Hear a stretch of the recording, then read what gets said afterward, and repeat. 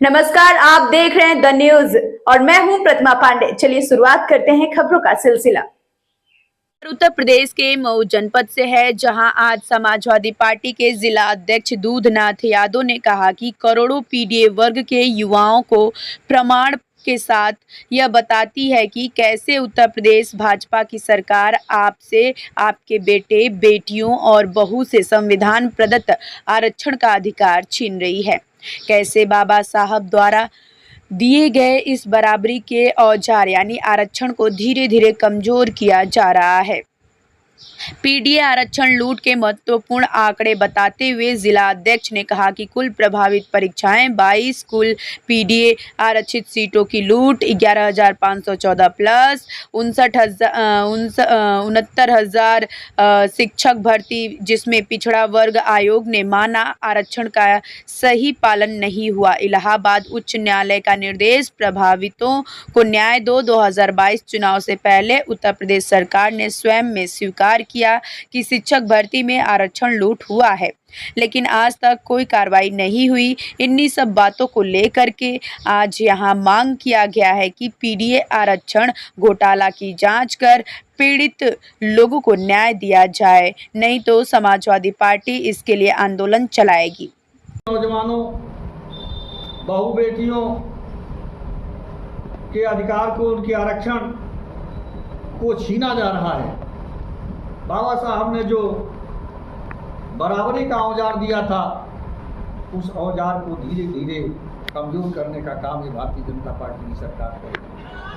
आप लोगों ने देखा कि किस तरह से यह सरकार नौजवानों के जीवन के साथ खिलवाड़ करने का काम कर रही है। तमाम पेपर लीक हो रहे हैं, पेपर पर पेपर लीक होने का काम हो रहा है। नौजवान इससे कुंठित है। तमाम नौजवान अपने जीवन की लीला समाप्त कर रहे हैं। इनकी टिप्पणियों से भारत सरकार की जो संस्थाएं हैं, उनकी टिप्पणियों से आहत होकर के नौजवान बहुत कम समय में, जिनको बहुत गलत शब्दों से नवाजा गया था, काकरू कहा गया था, बड़ी ऊंची संख्या से नौजवान आहत हुए। और आपने लोगों ने देखा कि किस तरह की एकजुटता दिखाई गई और दिल्ली के जंतर मंतर पर एक छोटे से नौजवान के आह्वान पर लाखों लाख नौजवान इकट्ठा हुए और सरकार से इनकी नीतियों के, इनके कार्यक्रमों का विरोध करने लगे। आज भारत का नौजवान, उत्तर प्रदेश का नौजवान, जो उसके अधिकार छीने जा रहे हैं, उससे आहत है। और ये अभी आपको एक बुकलेट मैं दूंगा।